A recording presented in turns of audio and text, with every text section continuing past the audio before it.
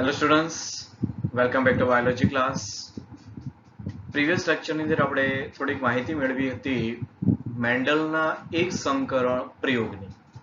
Okay, કે જેની અંદર મેન્ડલે જે કંઈ વટાણાના છોડ છે એની ઊંચાઈ એક લક્ષણ તરીકે લીધી હતી અને તેમની વચ્ચે સંકરણ કરાવી F1 સંતતિ કે જે વિષમયુગ્મી ઊંચા છોડ હતા અને F2 સંતતિ કે જેની અંદર અગત્યનું સ્વરૂપ પ્રકાર જે મળ્યું હતું 3:1 એટલે કે 3 છોડ ઊંચા અને 1 છોડ નીચો. જ્યારે જનીન સ્વરૂપની વાત કરીએ તો એ હતું 1:2:1 એટલે કે 25% શુદ્ધ ઊંચા કેપિટલ TT, 50% વિષમયુગ્મી ઊંચા જેને આપણે નામ આપીએ તો કેપિટલ T સ્મોલ t અને 25% શુદ્ધ નીચા જેને આપણે કહીએ સ્મોલ tt. તો આવા પ્રકારના કંઈક રિઝલ્ટ મળ્યા હતા એક સંકરણ પ્રયોગના. હવે એ એક સંકરણના પ્રયોગને આધારે થોડીક વધારે વિગત આપણે સમજવાની છે અને આજના લેક્ચરની અંદર આપણે ચર્ચા કરવાની છે એક ચેકર બોર્ડ પદ્ધતિ એટલે કે પ્યુનેટ સ્ક્વેર પદ્ધતિ. ઓકે, ત્યાર પછી એક અગત્યની કસોટી સંકરણ ટેસ્ટ ક્રોસ અને ત્રીજું અગત્યનું છે તે મેન્ડેલિયન લોઝ એટલે કે મેન્ડલના નિયમો. એટલે આ જે લેક્ચર છે એ થોડોક વધારે ઇમ્પોર્ટન્ટ છે એટલે પ્લીઝ આ જે લેક્ચર છે તેને આપણે અંત સુધી વ્યવસ્થિત સમજીશું. Okay, right. ઓકે સ્ટુડન્ટ્સ, તો જે કંઈ રિઝલ્ટ છે અને ધ્યાનમાં લેવાના છે એક સંકરણ પ્રયોગને અને તેના જ રિઝલ્ટને અને તેના પરથી જ આપણે આ તમામ જે કંઈ પણ પરિણામો છે, કન્ક્લુઝન છે અથવા તો જે કથનો છે એ તેને આધારે તારવેલા છે. ઓકે, તો પહેલી વાત કરીએ પ્યુનેટ સ્ક્વેર એની મદદથી એક સંકરણ પ્રયોગની સમજૂતી. જે ત્યાં સામાન્ય હતું કે ભાઈ એક સંકરણ પ્રયોગની અંદર જે કંઈ જન્યુઓ મળ્યા હતા અને એના આધારે સ્વરૂપ પ્રકાર અને જન્યુ પ્રકાર જે મળ્યા હતા તેની હવે થોડીક વૈજ્ઞાનિક ઢબે વાત કરીએ કે જ્યારે અર્ધીકરણની પ્રક્રિયા થતી હોય, કારણ કે આપણને ખ્યાલ છે કે લિંગી પ્રજનન દરમિયાન જન્યુ કોષોની જરૂરિયાત રહે છે પિતૃઓ તરફથી. તો હવે એ જન્યુ કોષો મેળવવા માટે જે કંઈ પણ પિતૃઓ પાસે રહેલા જે કંઈ પણ જનની કોષો છે એ જનની કોષોનું તો કે અર્ધીકરણ થતું હોય છે અને અર્ધીકરણની ક્રિયા દરમિયાન જે કંઈ ઊંચા અને નીચા છોડ એ જન્યુઓનું નિર્માણ કરે છે. ફોર એક્ઝામ્પલ આપણે બાજુની આકૃતિ રેફરન્સ તરીકે લેતા જશું તો એક પિતૃ તરીકે ઊંચા છોડ અને એક પિતૃ તરીકે નીચા છોડ. જે કંઈ પિતૃ છોડ છે હવે એનું જનનિક પ્રમાણ જો પ્યોર લાઈન છે, શુદ્ધ છે, બરાબર, જનનિક બાબતે શુદ્ધ છે એટલે કે પેઢી દર પેઢી એ પોતે આ જે લક્ષણ છે સાચવી રાખે છે. એટલે હવે આ જે પ્યોર લાઈન છે એમનું જનીન બંધારણ તો કે કેપિટલ TT એટલે આ જે છોડ એ રંગસૂત્રની દ્રષ્ટિએ દ્વિકીય અને અહીંયા પણ સ્મોલ TT રંગસૂત્રની દ્રષ્ટિએ દ્વિકીય. હવે આ જે પિતૃ છોડ છે એની અંદર અર્ધીકરણની પ્રક્રિયા થશે તો આપણને ખ્યાલ છે કે જે જન્યુ કોષો નિર્માણ થશે એ એકકીય હોય છે. તો એ જન્યુ કોષો જે નિર્માણ થવાના છે ગેમેટ્સ એટલે કે જન્યુઓ તો કે એ એકકીય કેપિટલ T, કારણ કે અહીંયા તો સમવિગ્મિત સ્થિતિ છે એટલે આપણે આ સ્થિતિ રાખી શકીએ અથવા તો આપણે કેપિટલ T પણ લખી શકીએ બે જન્યુઓ માટે.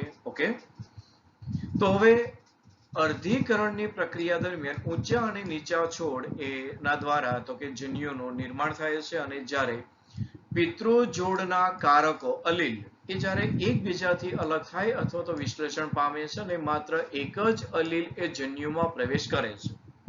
સમજીએ આને. જે પિતૃ છે એમનું જનનિક બંધારણ છે શું તો કે કેપિટલ TT. હવે એ કેપિટલ TT એ કોણ છે તો કે આખો એક પ્રજનન કોષ. હવે એ પ્રજનન કોષની અંદર જ્યારે અર્ધીકરણની પ્રક્રિયા થશે એટલે એમાંથી જે કંઈ પણ એકકીય બંધારણ એટલે કોણ તો કે એક T કે જેમની પાસે આ જે અલીલ હતા એ કોણ થઈ ગયું તો કે હવે કારક થઈ ગયા. તો એ કારક એટલે જો એક જ કારક એ તો કે જન્યુઓની અંદર દાખલ થશે. ફોર એક્ઝામ્પલ માનો કે બીજો જન્યુ જો બનશે તો એની અંદર પણ એક જ કારક દાખલ થશે. એનો અર્થ કે જે એકકીય જે બંધારણ છે એ પ્રમાણે અહીંયા જન્યુ કોષોની અંદર એક કારક એટલા માટે કે આ વૈકલ્પિક કારકો આવ્યા ક્યાં છે તો કે એ જે સમજાત રંગસૂત્ર છે તેના સમાન સ્થાન ઉપર ફોર એક્ઝામ્પલ આપણી પાસે માનો કે ફોર એક્ઝામ્પલ આ એક રંગસૂત્ર છે અને એનો આ બીજો એક રંગસૂત્ર, તો આ બંને રંગસૂત્ર સમજાત રંગસૂત્ર છે. તો સમજાત રંગસૂત્રના ફોર એક્ઝામ્પલ આ સ્થાને કેપિટલ ટી છે, તો એના જ પિતૃમાં સમજાત રંગસૂત્રના આ જ સ્થાને તો કે કોણ છે? કેપિટલ ટી છે. તો હવે જ્યારે આ બંને કારકોનું વિશ્લેષણ થશે તો અહીંયાથી જે જન્યુ બનવાનો છે એની અંદર પણ એક જ કારક ઉતરી આવશે, કેપિટલ ટી, અને આ જે રંગસૂત્ર જનીન છે એનો જો જન્યુ બનશે તો એની અંદર પણ કોણ ઉતરી આવશે? તો કે કેપિટલ ટી. એટલે વ્યવસ્થિત શબ્દ છે કે પિતૃ જોડના આ જે પિતૃ જોડ છે એમના આ જે જોડમાં રહેલા જે કારકો છે એ કારકો હવે એકબીજાથી અલગ થાય છે અને એક જ અલીલ એ હવે જન્યુની અંદર પ્રવેશ કરશે. આ બાબત ઓકે, રાઈટ. હવે અલીલનું આ જે વિશ્લેષણ એ યાદચ્છિક હોય છે, રેન્ડમ હોય છે, કારણ કે કયું લક્ષણ ક્યાં જવાનું છે એ ખ્યાલ નથી હોતો, એટલે રેન્ડમ હોય છે હંમેશા. ઓકે. અને જન્યુમાં કોઈ એક અલીલ હોવાની સંભાવના 50% હોય છે. એટલે આ જે ટકાવારી છે એ ખાસ નોંધી લેજો, કારણ કે આની અંદરથી તમે એમસીક્યુ પણ સોલ્વ કરવાના છો. એટલે જન્યુઓની અંદર કોઈ એક અલીલ હોવાની સંભાવના એ 50% હોય છે. આ જે જન્યુ બનવાના છે એ જન્યુઓની અંદર, કારણ કે ફોર એક્ઝામ્પલ આપણે વિચારીએ કે આ જે પિતૃ છે એની અંદર 100 ની સંખ્યામાં જન્યુ બને છે, તો એમાંથી બનશે એવું કે 50 જે કઈ જન્યુ છે એની અંદર કેપિટલ ટી હશે, તો બીજા જે 50 બનવાના છે એની અંદર પણ કેપિટલ ટી જ હશે. ઓકે. તો એ 50% હોવાની સંભાવના છે. ફોર એક્ઝામ્પલ એને આપણે 1/2 પણ કહી શકીએ છીએ કે જે સંભાવના છે કેટલી હોય છે? 1/2. આ સંભાવના અગત્યની છે, રાઈટ. જે સંકર પ્રયોગના પરિણામો પરથી એ હવે પ્રસ્થાપિત થઈ ચૂક્યું છે. એટલે કીધું એમ કે આ બાબત નોંધી લેજો. કોઈ પણ જે સંભાવના છે અહીંયા એ 50% અથવા તો 1/2 છે, એટલે આ બાબત ધ્યાનમાં લેવાની છે ખાસ. આને કદાચ આપણે એવું પણ કહી શકીએ કે ફોર એક્ઝામ્પલ એક કપલ છે, એ કપલને જે કે આવનારી જે સંતતિ છે એ સંતતિ મેલ હશે કે ફિમેલ હશે, આની સંભાવના કેટલી? તો કે 50%. Okay, right. તો આ પ્રકારે ઊંચા એટલે કે કેપિટલ ટી છોડ એના જન્યુમાં કેપિટલ ટી કારક અલીલ એ અને નીચા જે શુદ્ધ છોડ છે સ્મોલ ટી જે જનીન બંધારણ ધરાવે છે એમના જન્યુની અંદર તો કે કોણ જશે? તો કે સ્મોલ ટી અલીલ જશે, રાઈટ. હવે ફલનની પ્રક્રિયા, જે અહીંયા જોડાણ સંયુગ્મન છે તે, તો હવે જ્યારે સંયુગ્મન થશે એટલે એક પિતૃ તરફથી કેપિટલ ટી આવે છે, તો બીજા પિતૃ તરફથી કોણ આવે છે? સ્મોલ ટી આવે છે. ઓકે. તો હવે આ જે બે અલીલ એટલે કે કેપિટલ ટી એ પિતૃમાંથી પરાગના માધ્યમ દ્વારા, કારણ કે આને આપણે કદાચ નર તરીકે વાત થઈ છે અને આ જે ડ્વાર્ફ છે નીચા છોડ છે માદા તરીકે છે, તો નર એની પરાગરજ એના પરાગ માધ્યમ દ્વારા અને સ્મોલ ટી એ બીજા પિતૃમાંથી પોતે અંડકોષના માધ્યમથી આવીને જોડાણ પામે છે, સંયુગ્મનની પ્રક્રિયા થાય છે અને યુગ્મનજનું નિર્માણ કરે છે કે જેમાં એક ટી અલીલ એક કારક અને બીજા પિતૃમાંથી આવનારો સ્મોલ ટી કારક આ બંને હોય છે. એટલે હવે જે કંઈ યુગ્મનજ છે એનું બંધારણ શું બની ગયું? તો કે capital T small T all are tall parents, પણ કેવા? વિષમ યુગ્મી. કારણ કે બંધારણ છે કેવું? વિષમ યુગ્મી છે, કારણ કે આ વૈકલ્પિક કારકો છે કેપિટલ ટી અને સ્મોલ ટી છે બધા ઊંચા. શા માટે? કારણ કે આ જે ટોલ જે પિતૃ છે એ પ્રભાવી છે અને પ્રભાવી પિતૃ છે એ પોતે અહીંયા ફલિતાંડની અંદર હાજર છે, તો એ પોતાની અભિવ્યક્તિ પ્રદર્શિત કરે છે. એટલા માટે બધા છોડ કેવા થવાના છે? ઊંચા થવાના છે ને. એટલે ઓલ આર ટોલ, પણ આપણે કહેવીએ તો કેવા છે ભાઈ? વિષમ યુગ્મી ઊંચા છોડ છે, નહીં કે શુદ્ધ છે. ઓકે. અને આ વાત થઈ એની F1 જનરેશન. એટલે F1 જનરેશનમાં જે કઈ યુગ્મનજ બને છે એ ના બીજ એ બધા હવે ઊંચા છોડ આપશે અંકુરણ દરમિયાન. ઓકે. આજે સંકર છોડ એટલે કે વિષમ યુગ્મી હાઇબ્રિડ સંકર અથવા વિષમ યુગ્મી કેપિટલ ટી સ્મોલ ટી આ જન્યુઓ અગત્યના છે. ઓકે. એ હવે વિરોધાભાસી લક્ષણો પ્રદર્શિત કરતા અલીલ ધરાવે છે. વિરોધાભાસી એટલા માટે કે કેપિટલ ટી એ કંઈક અલગ લક્ષણ છે, સ્મોલ ટી એની પાસે પણ નીચાપણાનો છે, કેપિટલ ટી પાસે ઊંચાપણાનું લક્ષણ છે, એટલે વિરોધાભાસી લક્ષણ થઈ ગયા. ઓકે. અને જ્યારે અલીલ ધરાવે છે ત્યારે હવે છોડ એ વિષમ યુગ્મી તરીકે ઓળખાય છે. ઓકે. એટલે ધીમે ધીમે જો ડેફિનેશનો ક્લિયર થતી જાય છે, રાઈટ, કે કોને આપણે સમયુગ્મી કહેવાય અને કોને આપણે વિષમ યુગ્મી કહેવાય. ઓકે. થોડીક માહિતી મેળવી લઈએ ચેકર બોર્ડ પ્યુનેટ સ્ક્વેર પદ્ધતિ. ઓકે. કે ચેકરબોર્ડ પદ્ધતિ અથવા પ્યુનેટ સ્ક્વેર એટલા માટે કે આ જે પદ્ધતિ એ બ્રિટિશ જનીન શાસ્ત્રી, આ એમસીક્યુ માટે ડાયરેક્ટ એમસીક્યુ છે કે ભાઈ કેવા છે, બ્રિટિશ જનીન શાસ્ત્રી છે કે કોઈ એની અંદર ઇંગ્લેન્ડના કોઈ પ્રાણી શાસ્ત્રી છે અથવા સ્કોટિશના કોઈ વનસ્પતિ શાસ્ત્રી છે, પણ આ છે કોણ, બ્રિટિશના જનીન શાસ્ત્રી છે. એટલે બ્રિટિશ જનીન શાસ્ત્રી રેજિનાલ્ડ સી પ્યુનેટ, એના દ્વારા આ જે ચેકરબોર્ડ છે એનો ઉપયોગ કરવામાં આવ્યો હતો. બરોબર, ચેકરબોર્ડ છે સામાન્ય છે કે જેની અંદર જન્યુની ગોઠવણી છે. ઓકે, અને તેના અધ્યયનની મદદથી પિતૃઓ દ્વારા જે કે પણ જન્યુનું નિર્માણ થાય છે, તો કે આ જન્યુનું નિર્માણ, ત્યારબાદ ફલનની પ્રક્રિયાથી જે ફલિતાંડનું નિર્માણ થાય છે તે અને એ F1 અને F2 સંતતિના પરીક્ષણને સમજવા માટે આ જે પ્યુનેટ સ્ક્વેર પદ્ધતિ એનું અધ્યયન કરી શકાય. એટલે અધ્યયન દ્વારા આ બાબતો સમજી શકાય કે કયા પ્રકારના જન્યુઓ નિર્માણ થયા છે અને કયા પ્રકારના ફલિતાંડ નિર્માણ થયા છે.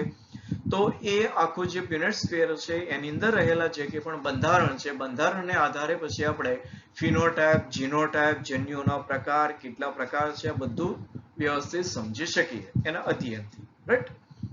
તો આ એક આલેખીય રજૂઆત એ જનનિક સંકરણ પ્રયોગમાં, વ્યવસ્થિત શબ્દ સમજવાના છે, જનનિક સંકરણ પ્રયોગમાં સંતતિના સંભવિત બધા જ જનીન પ્રકારની ગણતરી કરી શકાય.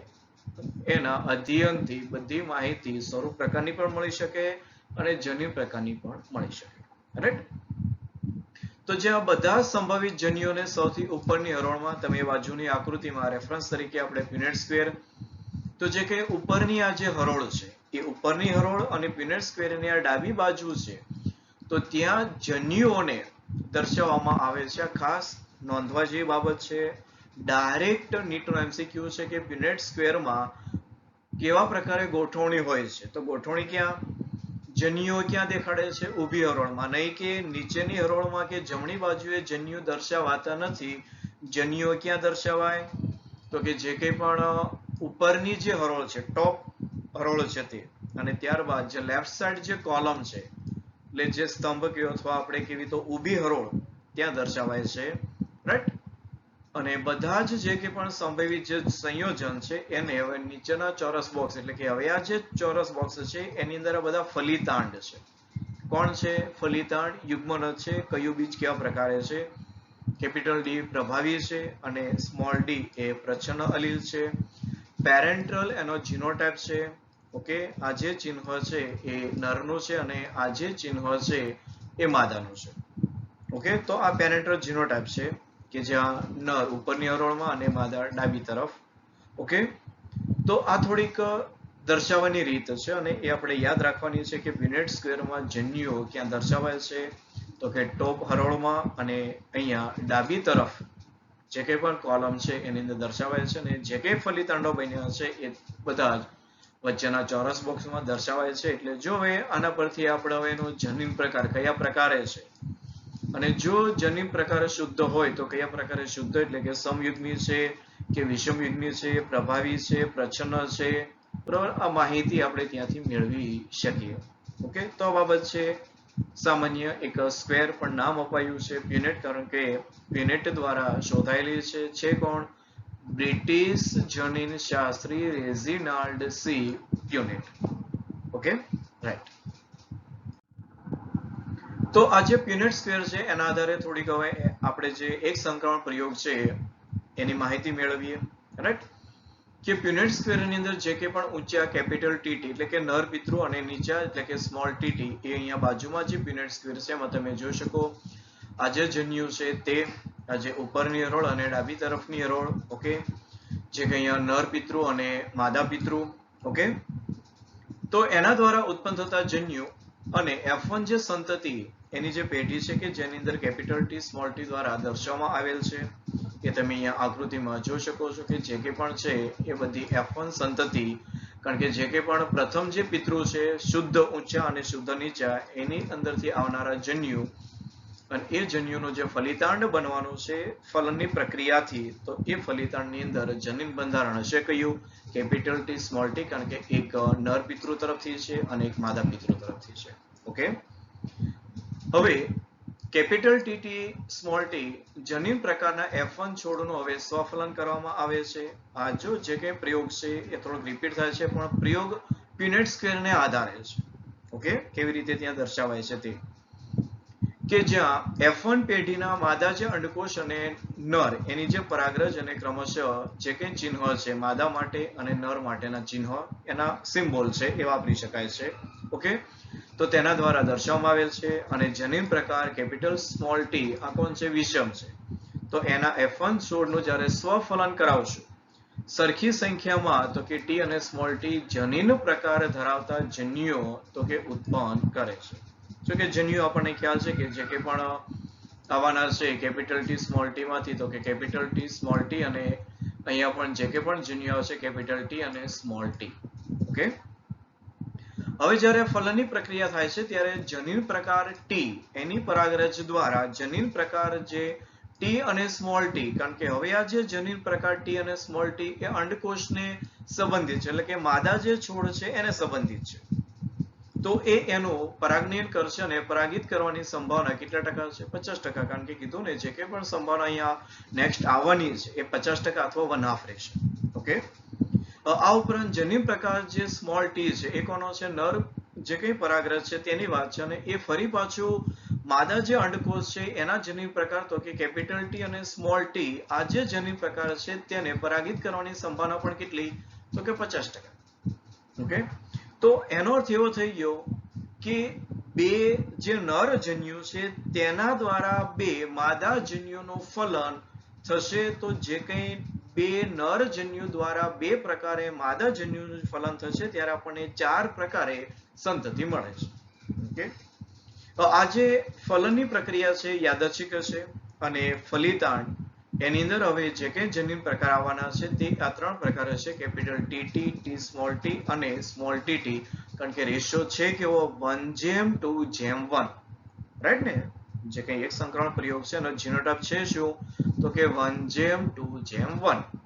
અને બાજુની આકૃતિમાં તમે જોઈ શકો તેમ કે જ્યારે F1 પેઢીનું જે સ્વફલન કરાવાય છે ત્યારે જે અહીંયા જન્યુઓ મળ્યા છે કેપિટલ ટી અને સ્મોલ ટી, તો એના દ્વારા આ જે કેપિટલ ટી છે એ માદા જન્યુનું કેપિટલ ટી અને સ્મોલ ટી સાથે ફલન કરાવશે અને જે કંઈ સ્મોલ ટી ધરાવતી પરાગરજ છે તે પણ માદા જન્યુ ટી અને માદા જન્યુ સ્મોલ ટી એનું ફલન કરાવશે. એટલે જે કંઈ પણ ફલિતાંડ આવવાનો છે એ ફલિતાંડ જો કેપિટલ ટી દ્વારા કેપિટલ ટી તો કેપિટલ ટી, કેપિટલ ટી દ્વારા સ્મોલ ટી તો કે capital T small T, small T દ્વારા કેપિટલ ટી તો કે કેપિટલ ટી સ્મોલ ટી અને સ્મોલ ટી દ્વારા સ્મોલ ટી નું ફલન તો કે સ્મોલ ટી. Okay, right. એકવાર પ્રેક્ટિસ કરજો. ઓકે, તો જે કે પણ હવે સ્વરૂપ પ્રકાર છે તો દેખીતું છે કે ભાઈ 3:1 નો રેશિયો હતો, કારણ કે 3 છોડ ઊંચા છે, પરંતુ એની અંદર આ જો સ્મોલ ટી અને કેપિટલ ટી એટલે કે વિષમયુગ્મી જે છોડ છે એ કેવા છે? ઊંચા છે. પણ છે તો ઊંચા ને. જનીન બંધારણ કેવું છે? કેપિટલ ટી સ્મોલ ટી છે. ત્યારે હવે જીનોટાઇપની વાત કરીએ તો જીનોટાઇપ જો કેપિટલ ટી સ્મોલ ટી અને સ્મોલ ટી. તો કેપિટલ ટી તો કે જો પ્યુનેટ સ્ક્વેર પરથી એની સંખ્યા કેટલી? 1. ટી સ્મોલ ટી વિષમયુગ્મીની સંખ્યા કેટલી? તો કે 2. અને સ્મોલ ટી ની સંખ્યા કેટલી? તો કે 1. ઓકે, તો આ વાત છે સામાન્ય પ્યુનેટ સ્ક્વેર અથવા ચેકરબોર્ડ પદ્ધતિ. ઓકે, હવે જે કે પણ પ્રયોગો જે મળ્યા છે અને એના આધારે જે તારણો મળવાના છે તે માટે પ્યુનેટ સ્ક્વેર દ્વારા જે યાદચ્છિક જે ફલન છે તેની હવે થોડીક ગાણિતિક સંભાવનાની જો વાત કરીએ છે તો નોર્મલ જ તે બધી ક્રિયાઓ, પણ હવે થોડીક સંભાવનાની દ્રષ્ટિએ વાત કરવાની છે. એટલા માટે થોડીક આંકડાકીય માહિતી કે જ્યાં સ્વરૂપ એ 1/4 ટીટી, કારણ કે ઓબ્વિયસલી જે કંઈ 4 સંતતિ જે મળી છે, ફોર એક્ઝામ્પલ આપણે અહીંયા આકૃતિમાં દર્શાવ્યા પ્રમાણે કે જે આ 4 સંતતિ મળી છે એ 4 સંતતિમાંથી એક સંતતિનું બંધારણ કેવું છે? તો કે કેપિટલ ટી છે. જે 4 સંતતિ મળી છે તેમાંથી બેનું બંધારણ કેવું છે? તો કેપિટલ ટી સ્મોલ ટી, એટલે કે 2/4. પણ આને કદાચ તમે ગણિતની ભાષામાં સાદું સ્વરૂપ આપી દો એટલે 1/2 રહે, એટલે અહીંયા લખ્યું છે 1/2. એટલે 1/2 કોણ છે? Capital T small T. અને 4 માંથી એક સંતતિ કેવી મળી છે? તો કે સ્મોલ ટી. એ આપણે જોઈ શકીએ છીએ પ્યુનેટ સ્ક્વેરમાં. જો કે F1 માં જનીન પ્રકાર કેવો છે? કેપિટલ ટી સ્મોલ ટી હોય છે. માફ કરજો, કેપિટલ ટી સ્મોલ ટી વિષમયુગ્મી હોય છે. પણ સ્વરૂપ પ્રકારે તો કેવા છે? ઊંચા જ છે ને. જો વાત કરી તેમ સ્વરૂપ પ્રકાર ઊંચા છે, પણ જનીન પ્રકાર કંઈક ચેન્જ છે. એવું નથી કે શુદ્ધ સ્વરૂપમાં છે, વિષમયુગ્મી છે. ઓકે, સંકર છે, હાઇબ્રિડ છે. અને F2 માં હવે જો વાત કરીએ, કારણ કે જે કંઈ આ મેન્ડલનો એક સંકરણનો જે પ્રયોગ છે એની અંદર આપણે વાત કરીએ તો એ જ વસ્તુ છે કે મેન્ડલે F1 સંતતિ જ્યારે મેળવી ત્યારે તેને કોઈ એક પિતૃના લક્ષણ મળ્યા હતા, અને જે પ્રભાવી પિતૃની અભિવ્યક્તિ હતી એ જ લક્ષણ એને ક્યાં મળી હતી? F1 માં. પણ F2 ની અંદર એને આશ્ચર્ય થયું હતું ને, કે જે લક્ષણ F1 પેઢીમાં દેખાણું નહોતું, જે અદ્રશ્ય હતું, એ F2 માં ફરી પાછું પ્રદર્શિત થયું હતું. અને એ કયું? તો કે શુદ્ધ સ્વરૂપે નીચા છોડ મળ્યા હતા 25%. તો એની વાત છે કે જે 4 સંતતિ મળી તેમાંથી 3 સંતતિ કેવી છે? ઊંચા છોડ છે. અને એનું બંધારણ કેવું છે? Capital T. એ આપણને ખ્યાલ છે. હવે 1/4 અને બાકીના 2/4 કેવા છે? તો કે કેપિટલ ટી સ્મોલ ટી સ્વરૂપ ધરાવતા હતા. બાહ્ય સ્વરૂપથી તેઓને ઓળખી શકાતા નથી કે તેઓની અંદર જનીન પ્રકાર કેવો છે. એ કેપિટલ ટી છે કે પછી કેપિટલ ટી સ્મોલ ટી છે, એ બહારથી ખ્યાલ નથી. એટલે સ્વરૂપ પ્રકાર કેવું છે? ઊંચું છે. Okay, no doubt. એ થોડી વાર પછી આપણો જે નેક્સ્ટ કસોટી સંકરણ આવે છે તેમાં આપણે નક્કી કરી લઈશું કે હકીકત એ સમયુગ્મી છે કે વિષમયુગ્મી છે. એના માટે ટેસ્ટ ક્રોસ છે. ઓકે, એ પણ આપણે અભ્યાસ કરવાનો છે. પણ અત્યારે પ્યુનેટ સ્ક્વેર છે એની ઉપરથી આપણને એનો ખ્યાલ પડે કે સીધું બાહ્ય દેખાવ સ્વરૂપથી જો વ્યવસ્થિત સમજજો, એને માત્ર જોવાથી ખ્યાલ નહીં પડે કે એની અંદર કયા પ્રકારનું જનીન બંધારણ છે. ઓકે, અને આથી જનીન પ્રકાર કેપિટલ ટી માંથી માત્ર એક જ લક્ષણ કેપિટલ ટી, જે ઊંચા હોવાની જે અભિવ્યક્તિ છે એ પ્રદર્શિત કરે છે, કારણ કે પ્રભાવી છે. અને આથી એ પાત્રમાં કહી શકાય કે લક્ષણ ટી અથવા તો ઊંચા અલીલ. જો વ્યવસ્થિત સમજો, ઊંચા અલીલ એટલે કે ઊંચા કારકની કારક ટી અથવા તો નીચા લક્ષણ ઉપર કેવા છે? પ્રભાવી છે. મતલબ કે કેપિટલ ટી સ્મોલ ટી ઉપર પ્રભાવી છે. ઓકે, સમજાયું વ્યવસ્થિત? કેપિટલ ટી સ્મોલ ટી ઉપર પ્રભાવી છે, સ્વાભાવિક છે ને. અને હવે આ જ લક્ષણની F1 ની અંદર પ્રભુતાની અસર હોય છે કે બધા છોડ કેવા થઈ ગયા? ઊંચા થઈ ગયા. જો વ્યવસ્થિત શબ્દ કે પ્રભુતા હતી એટલે F1 પેઢીમાં છોડ કેવા મળી ગયા? ઊંચા મળ્યા. કે ભલે પછી એનો જનીન પ્રકાર કેવો હોય? કેપિટલ ટી સ્મોલ ટી હોય. કારણ કે જો એની સાથે હજી બીજું જે કારક છે વિરોધાભાસી લક્ષણ ધરાવતું પાછું એની સાથે છે, પણ આજે સાથે રહેલું જે કારક છે એની સાથે મિશ્રિત થતું નથી. આ બાબત પણ સમજીશું આપણે. ઓકે, એ સાથે રહ્યું છે. જુઓ, અને હવે F2 પેઢીમાં જે કંઈ 4 સંતતિમાંથી 3 એટલે કે 3/4, તો એ 3 સંતતિ કેવી છે? ઊંચી છે. અને એનો જનીન પ્રકાર કેપિટલ ટી અથવા ટી સ્મોલ ટી હોઈ શકે.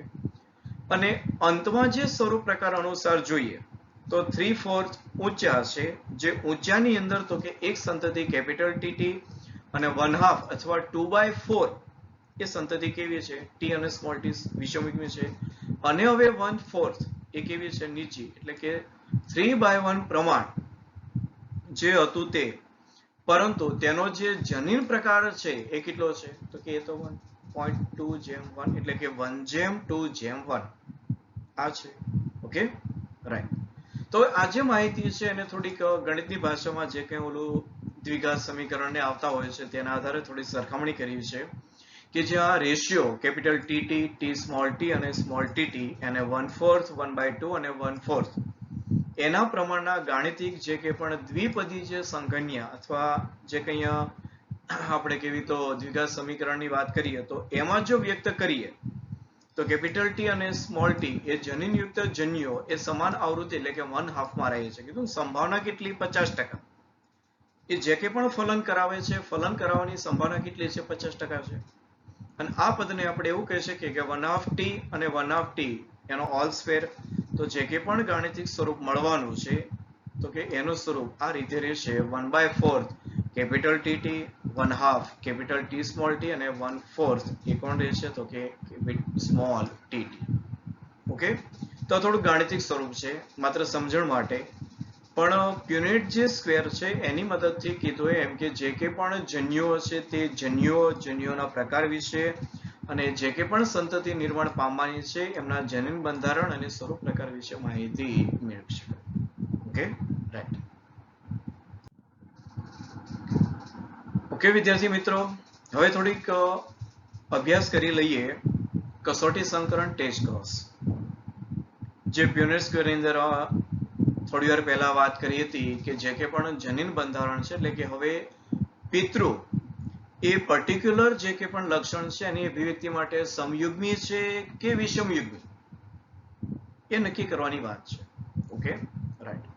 તો જો મેન્ડલે F2 છોડનું જ્યારે સ્વફલન કરાવ્યું અને કીધું એમ, એને આશ્ચર્ય એટલા માટે થયું કે જે F1 પેઢીમાં જે લક્ષણો અભિવ્યક્ત નહોતા થયા એ લક્ષણો ક્યાં અભિવ્યક્તિ થયા? F2 માં. તો જ્યારે એને સ્વફલન કરાવ્યું અને જોયું કે F3 અને F4 પેઢી એની અંદર પણ F2 ના, જો વ્યવસ્થિત શબ્દ અહીંયા સમજો, કારણ કે જે કંઈ પણ કદાચ તમે કોઈ રેફરન્સ બુક યુઝ કરશો તો એની અંદર થોડું ટ્રાન્સલેશનનો મિસ્ટેક છે, પણ વ્યવસ્થિત શબ્દ આપ્યો છે તો સમજો અહીંયા કે હવે આગળની પેઢી એટલે કે F3 અને F4 એની અંદર પણ F2 ના જે નીચા છોડ એટલે કે સ્મોલ tt એ પાછા સતત નીચા છોડ જ ઉત્પન્ન કરે છે. જો પ્રીવિયસ લેક્ચરની અંદર આપણે વાત કરી હતી, ત્રીજી પેઢી પાસે લઈ ગયા હતા કે જેની અંદર સાવ નીચા જે છોડ હતા સ્મોલ tt, તો આ જે સ્મોલ tt છે એનું જ્યારે આપણે સ્વફલન કરાવીએ છીએ તો હવે આ સ્મોલ tt નું સ્વફલન કરાવશું તો પણ એ છોડ આવવાના છે કેવા? તો કે નીચા સ્મોલ tt ધરાવતા છે, તો છોડ નીચા જ આવવાના છે ને. તો આ જે પ્રમાણ છે એ સતત ચાલ્યું આવે છે, પણ કોની માટે? તો કે જે કે અહીંયા આ સ્મોલ tt પ્રમાણ ધરાવે છે તેનું. તો તેણે તારણ મેળવ્યું કે નીચા છોડનો જનીન પ્રકાર એ કેવો છે? તો કે સમયુગ્મી છે, અને એ પણ કેવો? Small tt. નીચા છોડ માટે, કારણ કે ઊંચા છોડ માટે બે હતા, કાં તો કેપિટલ tt એ સમયુગ્મી હોય અથવા કેપિટલ T સ્મોલ t વિષમયુગ્મી હોય. બરાબર? તો ગણિતીય સંભાવનાના પ્રયોગ દ્વારા જનીન પ્રકારનું જે પ્રમાણ છે એની ગણતરી કરી શકાય. ઓકે, પરંતુ માત્ર જે પ્રભાવી લક્ષણ છે, જો વ્યવસ્થિત સમજો, માત્ર પ્રભાવી લક્ષણના સ્વરૂપ પ્રકારને જોઈને તેની અંદર કયા પ્રકારનો જનીન પ્રકાર છે તેની માહિતી મળતી નથી. ઓકે, કે જનીન પ્રકારની જે સંરચના છે, ફોર એક્ઝામ્પલ અત્યારે જે વાત કરી તે જ કે ભાઈ ચલો આ જે બંધારણ છે કેપિટલ સ્મોલ ટી, આ કેવું છે? તો કે વિષમયુગ્મી છે, પણ કેપિટલ ટી પ્રભાવી છે, એટલે છોડ બધા કેવા છે? પ્રભાવી છે. તો એના આધારે, મતલબ જે માત્ર દેખાવને આધારે એ નક્કી ન કરી શકાય કે એની અંદર હવે જનીન પ્રકારે માત્ર કેપિટલ tt જ હશે એવું નક્કી ના કરી શકાય, કારણ કે જનીન પ્રકાર કેપિટલ T સ્મોલ t પણ હોઈ શકે કે જે પ્રભાવી સ્વરૂપ છે ને. ઓકે, એટલે વ્યવસ્થિત જો શબ્દ કહે છે શું કે માત્ર પ્રભાવી લક્ષણનું જે સ્વરૂપ પ્રકાર છે, અને પ્રભાવી લક્ષણનું સ્વરૂપ પ્રકાર એટલે કોણ? ઊંચું. કેપિટલ T એ શું આપે છે? તો કે ઊંચા છોડ આપે છે. તો માત્ર એને ધ્યાનમાં લઈ અને એની જનીન પ્રકારની જે સંરચના છે તેની માહિતી મળતી નથી. ઓકે, અને ફોર એક્ઝામ્પલ તરીકે F1 અથવા તો F2 ના ઊંચા છોડનો જનીન પ્રકાર કેવો છે? કેપિટલ T સ્મોલ t છે. આ બંને જનીન પ્રકાર એ સ્વરૂપ પ્રકાર શું આપે છે? ઊંચા છોડ આપે છે ને. તો એવું કઈ અનુમાન થઈ શકે નહીં. ઓકે, તો હવે એ અનુમાન કરવા માટે મેન્ડલે, એટલે કે F2 જે છોડ છે અને એ F2 છોડનો જનીન પ્રકાર એ જાણવા માટે, અથવા એવું કહી શકાય કે પિતૃ એ પોતે પોતાના લક્ષણની દ્રષ્ટિએ સમયુગ્મી છે કે વિષમયુગ્મી છે તે નક્કી કરવા માટે એને જે કંઈ પણ પ્રચ્છન્ન લક્ષણ ધરાવતા જે છોડ છે એના બંધારણ સાથે એ સંકરણ કરાવે છે. ઓકે, તો આ માટે હવે મેન્ડલે જે કંઈ F2 ના છોડ છે એમનો જનીન પ્રકારને નિર્ધારણ કરવા માટે, તો જે કંઈ F2 જે સંતતિ છે તેમને એને નીચા જે છોડ હતા, એટલે કે જે લક્ષણો માટે પ્રચ્છન્ન છે તેવા સમયુગ્મી, એમની સાથે સંકરણ કરાવ્યું અને એને કહેવાય છે કસોટી સંકરણ. કે જ્યાં F2 ના ઊંચા છોડના જનીન પ્રકારના નિર્ધારણ માટે મેન્ડલે F2 ના ઊંચા છોડનું એના ઊંચા છોડનું નીચા છોડ સાથે કે જે લક્ષણોની બાબતમાં પ્રચ્છન્ન છે તેવા નીચા છોડ સાથે જે સંકરણ કરાવ્યું એને કહેવાય કસોટી સંકરણ. ઓકે, અને આ જે કસોટી સંકરણ છે તેને આપણે વ્યવસ્થિત સમજી લઈએ. આપણે જે એનસીઈઆરટી માં આકૃતિ આપી છે તેના દ્વારા, અને એની શરૂઆત કરવાની છે આ જે રાઉન્ડ છે કરાય છે ત્યાંથી, કારણ કે અહીંયા એક ક્વેશ્ચન માર્ક છે અને એને આપણે હવે સમજવાનું છે કે જ્યાં આ જે પુષ્પ જે છે એ જાંબલી રંગનું છે અને એ પુષ્પના જાંબલી રંગ માટે જવાબદાર જે કારકો છે એ આ કેપિટલ ડબલ્યુ અને કેપિટલ ડબલ્યુ સ્મોલ. એટલે કે હવે આ જનીન પ્રકાર આ છે તો જાંબલી રંગ, પણ એની જાંબલી રંગ માટે કયા પ્રકારનું જનીન બંધારણ જવાબદાર છે તેને નિર્ધારિત કરવું છે. તો તેને નિર્ધારિત કરવા માટે જે કંઈ પણ, જો તમે આકૃતિમાં જોઈ શકો તેમ ઉપર સમયુગ્મી પ્રચ્છન્ન આ જે લક્ષણ ધરાવતા જે પુષ્પ છે તેમની સાથે સંકરણ કરાવવાનું છે, કારણ કે આપણી પાસે આ જે જાંબલી રંગ છે એમની પાછળના કયા પ્રકારના જનીન બંધારણ છે તે અજ્ઞાત છે, એટલે લખ્યું છે અજ્ઞાત જનીન પ્રકાર. તો આપણે એને જ્ઞાત કરવાના છે. ઓકે, તો સ્ટેપ 1, કારણ કે અહીંયા આપણે બે સ્ટેપની અંદર કસોટી સંકરણની વાત કરું છું. સ્ટેપ 1 માં એવું કે જે અજ્ઞાત જે કે પણ જનીન, એટલે કે અજ્ઞાત જનીન પ્રકારનું બંધારણ ધરાવતા જે આ પુષ્પ છે એ પુષ્પનું સંકરણ કરાવશું જ્ઞાત અને પ્રચ્છન્ન સમયુગ્મી જે કે પણ લક્ષણ ધરાવતું જે સફેદ રંગનું જે પુષ્પ છે તેમની સાથે. એટલે તેમનું જે જનીન બંધારણ છે કોણ છે તો કે સ્મોલ WW. એટલે હવે જ્યારે એ પોતે અર્ધીકરણની પ્રક્રિયામાં જશે, જો વ્યવસ્થિત અહીંયા યાદ એ પણ લઈ લઈશું આપણે સાથે સાથે કે અર્ધીકરણની પ્રક્રિયામાં જશે એટલે બે પ્રકારના જન્યુઓ આપશે, એમાંથી 50% જન્યુમાં પણ સ્મોલ w અને 50%માં પણ સ્મોલ w, એટલે કે આ સફેદ હોવાપણાના લક્ષણો એ આ જન્યુઓમાં ઉતરી આવ્યા. તો અહીંયા પણ આ જે અજ્ઞાત છે એની પાસે પણ બે જન્યુ કે જેની અંદર જાંબલી હોવાપણાના તો કે જન્યુ ઉતરી આવશે. ઓકે, તો હવે જ્યારે પ્રચ્છન્નો સાથે સંકરણ કરાવાય છે અજ્ઞાત, તો એક કેસની અંદર એવું બને છે કે કેસ 1 માં કે બધા જ પુષ્પ આપણને જાંબલી મળે છે. આ પહેલો કેસ, વ્યવસ્થિત સમજો. પહેલા કેસની અંદર શું મળે છે તો કે બધા જ પુષ્પ જાંબલી મળે છે. ઓકે, હવે બીજા કેસનું વિચારીએ કે જ્યાં આ જાંબલી પુષ્પનું જ્ઞાત પ્રચ્છન્ન જે સમયુગ્મી લક્ષણ ધરાવતા પુષ્પ સાથે સંકરણ કરાવશું તો ત્યાં કંઈક પરિણામ ડિફરન્ટ મળ્યું. ડિફરન્ટ કયું કે 50% જે પુષ્પ હતા એ જાંબલી મળ્યા અને 50% જે પુષ્પ છે એ સફેદ મળ્યા. એટલે પહેલા કેસની અંદર શું થયું, પરિણામ શું આવ્યું કે 100% જે પુષ્પ છે એ કેવા મળ્યા તો કે જાંબલી મળ્યા. એટલે કે જે જાંબલી રંગનું જે પુષ્પ છે એની અંદર જે કે પણ જનીન બંધારણ છે એ જનીન બંધારણ કેવું છે, 100% પ્રભાવી છે. એવો અર્થ થયો ને સીધો કે જ્યારે આ જાંબલી પુષ્પ છે એનું જ્યારે આપણે સમયુગ્મી પ્રચ્છન્ન એ જ્ઞાત છે અને એ કેવું છે, શુદ્ધ સફેદ છે. એટલે એ પોતાના પણ લક્ષણ પ્રદર્શિત કરવાનું છે પોતે જો શુદ્ધ સ્વરૂપમાં આવશે તો. અને આ જે જાંબલી રંગનું જે પુષ્પ છે તેનું વોટેવર જે બંધારણ છે, બંધારણ બે પ્રકાર હોઈ શકે, કાં તો એ સમયુગ્મી પ્રભાવી અથવા શુદ્ધ સ્વરૂપે પ્રભાવી હોઈ શકે, અથવા તો એ વિષમયુગ્મી અથવા તો અશુદ્ધ અથવા તો સંકર હોઈ શકે. ઓકે, આ બે જ હોય ને. તો જો 100% રિઝલ્ટ બધા જ પુષ્પ એટલે કે અજ્ઞાત સ્વરૂપ મળે છે તો નક્કી થાય કે એનું જે જનીન બંધારણ છે એ જનીન બંધારણ કેવું છે તો કે પ્રભાવી છે, એટલે કે કેપિટલ WW છે. એટલે પહેલો કેસ તો કે બધા જ પુષ્પ સમયુગ્મી પ્રભાવી છે એટલે એ જનીન બંધારણ કેવું છે તો કે કેપિટલ WW છે. હવે બીજા કેસની અંદર શું મળે છે તો કે 50% જે કે પણ છોડ છે એ પ્રભાવી જે પિતૃ છે એને મળે છે અને 50% જે છોડ છે એ કોને મળે છે તો કે જે પ્રચ્છન્ન જે પિતૃ છે એને મળે છે. ઓકે, એટલે અહીંયા રેશિયો જે બેસે છે એ કેવો છે, 1:1 નો છે. એટલે આ બાબત ખાસ નોંધવાની છે કે કસોટી સંકરણનું જે કે પણ પરિણામ મળશે વિષમયુગ્મી છોડ માટે એ કેવું મળશે, 1:1 જ મળશે. એ કોઈ પણ કેસ હોય, પછી એ 2 લક્ષણ હોય તોય ભલે અને 3 લક્ષણ હોય તોય ભલે. વિષમયુગ્મી માટે કસોટી સંકરણનું પરિણામ કેવું મળવાનું છે, 1:1. જો 2 લક્ષણ હશે, 2 લક્ષણ, તો રેશિયો મળશે 1:1:1:1 એ રીતે મળશે. એટલે યાદ રાખવાનો મુદ્દો આ ખાસ અહીંયા એક્ઝામ માટે પણ કે કસોટી સંકરણમાં વિષમયુગ્મી જે કંઈ પણ સંતતિ મળે છે અથવા વિષમયુગ્મી જે પિતૃ પ્રકાર મળે છે તેનો કસોટી સંકરણનો રેશિયો હંમેશા 1:1 હશે. કેટલો હશે?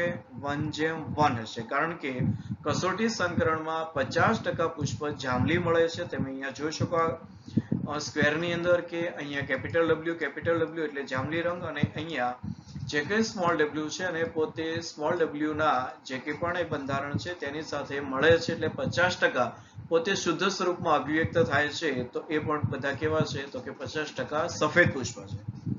એટલે અજ્ઞાત પુષ્પ હવે કેવું છે? વિષમયુગ્મી એટલે કે કેપિટલ W સાથે સ્મોલ d જનીન બંધારણ ધરાવે છે એવું સાબિત થાય. ઓકે, તો બાબત છે કસોટી સંકરણની. કસોટી સંકરણનું અગત્યનું રિઝલ્ટ વિષમયુગ્મી બંધારણ માટે રેશિયો 1:1 રહેશે. ઓકે, અને સમયુગ્મી માટે રેશિયો તો 100% છે, કારણ કે 100% આપણને કેવા મળે છે? પિતૃ પ્રકાર, અને એ પણ પ્રભાવી જ. Okay, right. તો લાક્ષણિક કસોટી સંકરણમાં પ્રભાવી સ્વરૂપ પ્રકાર ધરાવતા છોડનું જનીન પ્રકાર તો કે નક્કી કરવા પ્રચ્છન્ન છોડ સાથે સંકરણ કરાવે છે, અને કસોટી સંકરણ કહેવાય. આ પણ એક ડેફિનેશન છે. ઓકે, અને સજીવોના જનીન પ્રકાર નક્કી કરવા માટે આવા સંકરણની સંતતિઓનું ત્યારબાદ વિશ્લેષણ કરી શકાય.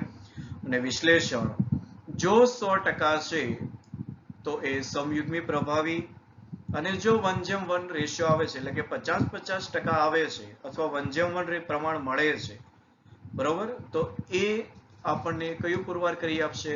કે જે સંતતિ છે અથવા જે પિતૃ છે એ પિતૃ જનીન પ્રકારની દ્રષ્ટિએ વિષમયુગ્મી હોય છે. Okay, right. ઓકે વિદ્યાર્થી મિત્રો, હવે અગત્યના પરિણામની પણ થોડીક માહિતી મેળવી લઈએ. મેન્ડલના આનુવંશિક નિયમ કે એક સંકરણ પ્રયોગ એના નિરીક્ષણને આધારે મેન્ડલે તેના વારસાગમનને આધારે અને તેની સમજણને આધારે જે કે પણ નિયમો રજૂ કર્યા છે, જે ઓબ્વિયસલી 2 છે, તો એ નિયમને કહેવાય છે આનુવંશિકતાના સિદ્ધાંતો અથવા આનુવંશિકતાના નિયમો, એટલે કે મેન્ડલ દ્વારા સ્થાપિત થયેલા. જેમાંનો એક નિયમ છે ઓળખાય પ્રથમ નિયમ તરીકે, અથવા તો એને કહેવાય છે પ્રભુતાનો નિયમ, લો ઓફ ડોમિનન્સ.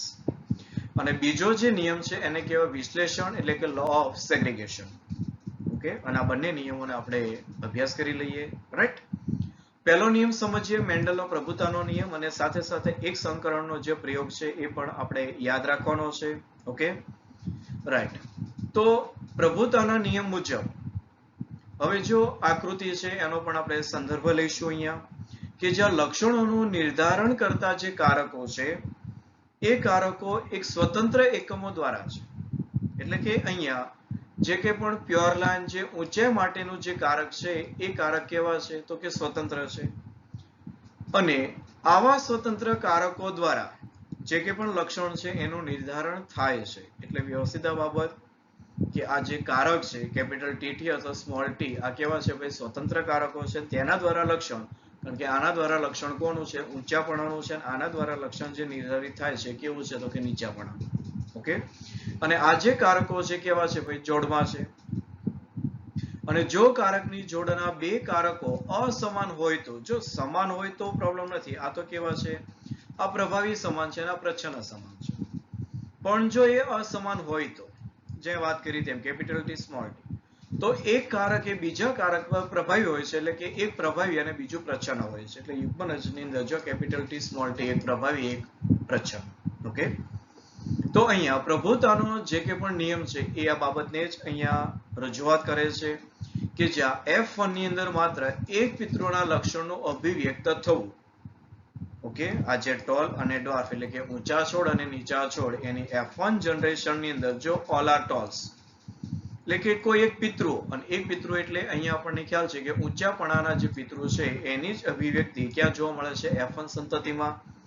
અને F2 ની અંદર બંને પિતૃના લક્ષણો અભિવ્યક્ત થવું એ આ નિયમ દ્વારા સમજાવી શકાય છે, કારણ કે ટીટી અને ત્યાર પછી આપણે વાત કરીએ તો 1:2:1 રેશિયો પ્રમાણે જે કે રેશિયો મળે છે ફરી પાછો 3:1, તો એ આ પ્રભુતાના નિયમ દ્વારા પણ આપણે સમજી શકીએ. રાઈટ ને? એટલે જો F2 માં જે 3:1 ની જે સ્પષ્ટતા છે એ પ્રમાણની સ્પષ્ટતા એ પણ અહીંયા મળી જશે, કારણ કે પ્રભુતાના નિયમ મુજબ જે કે પણ કારક પ્રભાવી છે એ પોતે અહીંયા પોતાનું લક્ષણ બતાવશે અને જે કે પ્રચ્છન્ન કારક છે એ પોતાની અભિવ્યક્તિ નહીં બતાવે. પણ આ પ્રચ્છન્ન કારક જ્યારે પોતે શુદ્ધ સ્વરૂપમાં આવે છે એટલે કે સ્મોલ ટી ત્યારે પોતાની અભિવ્યક્તિ બતાવે છે. ઓકે, તો 3:1 રેશિયો જે મળે છે એની સ્પષ્ટતા પણ આપણને પ્રભુતાના નિયમ મુજબ મળશે, કારણ કે અહીંયા એક કારક બીજા કારક પર કેવો છે, પ્રભાવી છે અને એ પોતાની અભિવ્યક્તિ દર્શાવે છે. ઓકે, નેક્સ્ટ વિશ્લેષણનો નિયમ અથવા તો મેન્ડલનો બીજો નિયમ લો ઓફ સેગ્રીગેશન કહેવાય. સેગ્રીગેશન એટલે કે છૂટા પડવું. તો આ એ નિયમ પર આધારિત છે જ્યાં અર્ધીકરણની પ્રક્રિયા એ આનો બેઝિક છે. ઓકે, કે જ્યારે સંકરણની અંદર વિરોધી પ્રકારના લક્ષણોની જોડ એને સામેલ કરવામાં આવે. વિરોધી પ્રકારની લક્ષણ એટલે કોણ? તો કે અહીંયા આપણે આનો સહારો લેવાનો છે કેપિટલ ટી સ્મોલ ટી, કારણ કે આ લક્ષણ ઊંચાપણા માટે નીચાપણા માટે. ફોર એક્ઝામ્પલ કેપિટલ આર અને સ્મોલ આર હોય તો આ ગોળ બીજ માટે, ખરબચડા બીજ માટે. ફોર એક્ઝામ્પલ કેપિટલ વાય અને સ્મોલ વાય હોય તો આ પીળા કલર માટે અને આ લીલા કલર માટે. ઓકે, તો આ પ્રકારે જ્યારે વિરોધાભાસી લક્ષણની જોડ એ જ્યારે સામેલ હોય છે, ઓકે, ત્યારે બે કારકો એટલે કે આ જે બંને જે કારકો છે આ બંને એકબીજાના વૈકલ્પિક છે, એટલે એને આપણે વૈકલ્પિક કારકો કીધા છે. તો વૈકલ્પિક કારકો મિશ્રિત થયા વગર ભેગા રહે છે. અને તમે જોઈ શકો છો કે ભાઈ અહીંયા homologous chromosomes carrying T gene અને homologous chromosome carrying small T gene, એટલે આ બંને જે કારકો છે એ એક સાથે છે પણ મિશ્રિત થયા વગર અત્યારે ભેગા છે. અને જ્યારે સંકરણ દ્વારા જન્યુઓ સર્જાય છે એટલે કે જ્યારે અર્ધીકરણની પ્રક્રિયા થશે, કારણ કે સંકરણમાં અર્ધીકરણ થશે. ફોર એક્ઝામ્પલ મિયોસિસ, જો અર્ધીકરણની જ્યારે પ્રક્રિયા થશે ત્યારે બંને કારકો હવે એકબીજાથી અલગ પડે છે અને તે પૈકીનું એક જ કારક જનન કોષમાં દાખલ થાય છે. આ બાબત ખાસ નોંધવાની છે અને આને હાઇલાઇટ કરી દેજો કે જ્યારે અર્ધીકરણની પ્રક્રિયા થાય ત્યારે આ જે બંને વૈકલ્પિક કારકો છે તે પૈકી કોઈ એક કારક એ નવું બનનારું જે જન્યુ છે એની અંદર જ દાખલ થશે. ફોર એક્ઝામ્પલ જો કેપિટલ ટી છે તો એના દ્વારા એક જન્યુ અને સ્મોલ ટી દ્વારા પણ એક જન્યુ, એટલે કે જે કંઈ પણ જન્યુ બનવાના છે એની અંદર એની સંભાવના કેટલી? વેરી ગુડ, 50% અથવા 1/2. ઓકે, તો અહીંયા સેગ્રીગેશનની વાત છે, અહીંયા વિશ્લેષણ થયું. ઓકે, કે જ્યાં બંને કારકો હવે એકબીજાથી અલગ પડે અને તે પૈકીનું એક જ કારક, અને આ એક પૈકીનું એક જ કારક જનન કોષમાં દાખલ થવાની સંભાવના એ 50%. અને આ રીતે કોઈ પણ જન્યુકોષ એ લક્ષણોની અભિવ્યક્તિ માટે એક જ જનીન ધરાવશે. કે ભાઈ કે ફોર એક્ઝામ્પલ કેપિટલ ટી અહીંયા છે તો આ લક્ષણની અભિવ્યક્તિ માટે એક જ કારક છે. આ કોણ છે? તો કે ઊંચાપણા માટેનું કારક છે અને આ નીચાપણા માટેનું કારક છે. પછી આગળ ફલનની પ્રક્રિયા થાય અને વળી પાછા એ બંને સંયુગ્મન આવે, વળી પાછું વિરોધાભાસી થાય, એ વસ્તુ અલગ છે. પણ અહીંયા તો આપણે અત્યારે જે અભિવ્યક્તિ છે, અભિવ્યક્તિ માટે જે કે પણ કારક છે એ કારક એ અભિવ્યક્તિ માટે શુદ્ધ છે.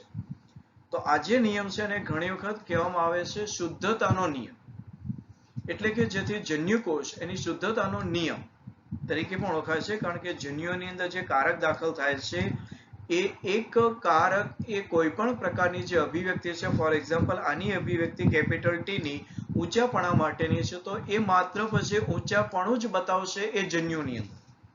ઓકે, એટલે કે છે કોઈ પણ જન્યુકોષ એ કેપિટલ ટી ધરાવતો તો એ ભલે સ્મોલ ટી હોય અથવા કેપિટલ આર હોય, કેપિટલ વાય હોય અથવા સ્મોલ આર હોય, સ્મોલ વાય હોય, વોટેવર, એ જન્યુકોષ એ લક્ષણોની અભિવ્યક્તિ માટે એ કેવો છે? શુદ્ધ છે. એટલે તેના દ્વારા જે અભિવ્યક્ત થાય છે તે જ, બીજી કોઈ અભિવ્યક્તિ નહીં. તો એના માટે એ એક જનીન ધરાવે છે અને એને કહેવાય છે જન્યુકોષની શુદ્ધતા. એટલા માટે આ જે નિયમ છે વિશ્લેષણનો, એ વિશ્લેષણનો નિયમ બીજો નિયમ તરીકે પણ ઓળખાય ઘણી વખત, એ જન્યુકોષોની શુદ્ધતાનો નિયમ. ઓકે, આનું બીજું નામ પણ છે જન્યુકોષોની શુદ્ધતાનો નિયમ. ઓકે, તો અહીંયા જે કે પણ સજીવ એ કોઈ લક્ષણ માટે સમયુગ્મી કે વિષમયુગ્મી પછી હોઈ શકે, એ તો હવે ખ્યાલ જ છે આપણને. અને તેના જન્યુ એ લક્ષણની જે તે અભિવ્યક્તિ માટે કેવા છે? શુદ્ધ છે. જુઓ, જે જ વાત કરે છે કે કેપિટલ ટી લઈ જનારો જે જન્યુ છે તો એ ઊંચાપણા માટેની અભિવ્યક્તિ માટે જ જવાબદાર હોય છે ને. ઓકે, તો એના માટે શુદ્ધ છે, પ્યોર ફોર્મ છે. આમ સમયુગ્મી પિતૃ દ્વારા ઉત્પન્ન થતા બધા જન્યુ કેવા છે? સમાન છે. એટલે આપણે વાત કરી તેમ કે કેપિટલ ટી અને કેપિટલ ટી આના દ્વારા જે જન્યુ ઉત્પન્ન થાય છે તો એને આપણે માત્ર પછી કેપિટલ ટી દ્વારા દર્શાવીએ છીએ, જ્યારે અહીંયા કેપિટલ ટી સ્મોલ ટી જે પિતૃ છે વિષમયુગ્મી દ્વારા જે જન્યુ નિર્માણ થાય છે તેને આપણે પછી બે જન્યુ દ્વારા આપીએ છીએ, કેપિટલ ટી અને સ્મોલ ટી દ્વારા. એટલે સમયુગ્મી પિતૃ દ્વારા ઉત્પન્ન થતા જન્યુ એ બધા સમાન હોય છે, જ્યારે વિષમયુગ્મી જે પિતૃ છે એના દ્વારા બે પ્રકારના જન્યુ ઉત્પન્ન થશે ને, એક કેપિટલ ટી અને સ્મોલ ટી, અને જેમાં પ્રત્યેકના એક એક કારક કેવા હોય છે, સરખા પ્રમાણમાં હોય છે, એટલે કે 50-50%. Okay, right. ઓકે સ્ટુડન્ટ્સ, તો આજના લેક્ચરની અંદર પણ થોડીક અગત્યની બાબતની આપણે ચર્ચા કરીએ છીએ. ઓકે, જ્યાં પ્યુનેટ સ્ક્વેર એ મહત્વનું છે, કસોટી સંકરણ એ પણ અગત્યનું છે, કે જ્યાં F1 જે કઈ પેઢી છે એની અંદર જે કે પણ જનીન પ્રકાર કયા પ્રકારે છે તે જાણવા માટે જ્યારે પ્રચ્છન્ન પિતૃ સાથે, જો શબ્દ અગત્યનો છે, પ્રચ્છન્ન પિતૃ, એની સાથે જ્યારે સંકરણ કરાવાય છે ત્યારે એ કસોટી સંકરણ કહેવાય છે. ઓકે, અને મેન્ડલના બે નિયમો, એક પ્રભુતાનો નિયમ અને બીજો વિશ્લેષણનો નિયમ. ઓકે, નેક્સ્ટ લેક્ચરની અંદર આપણે હવે થોડીક વાત કરીશું આ જે મેન્ડલના જે કે પણ નિયમો છે તેનાથી થોડુંક ડેવિએશન, કારણ કે મેન્ડલના જે નિયમો અત્યારે જે વાત કરી તેમ પ્રભુતાનો નિયમ, એ પ્રભુતાનો નિયમ બધા કેસમાં લાગુ નથી પડતો. ઓકે, તો એ કયા પ્રકારના ડેવિએશન છે એની ચર્ચા કરીશું અને એને આપણે નામ આપીશું અપૂર્ણ પ્રભુતા.